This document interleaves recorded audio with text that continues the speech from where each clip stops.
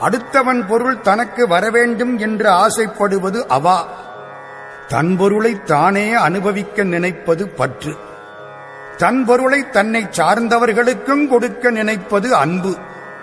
எல்லோருக்கும் கொடுக்க நினைப்பது அருள்.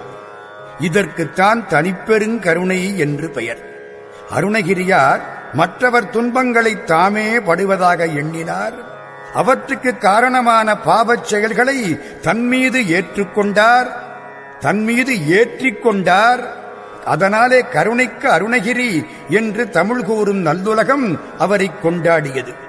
அருணகிரியார் பாடல்கள் புகைவண்டி போன்றவை.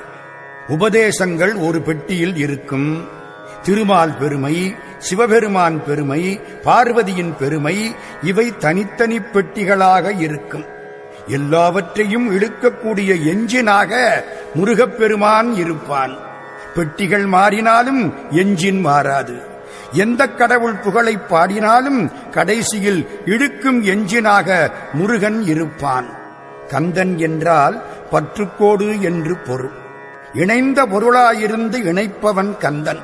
சேற்றில் கிடப்பவன் ஒரு மரக்கொம்பை பற்றிக் கொண்டு வெளியில் வருவது போல உலகச் சேற்றில் சிக்கியுள்ள மனிதன் முருகனை பற்றிக் கொண்டால்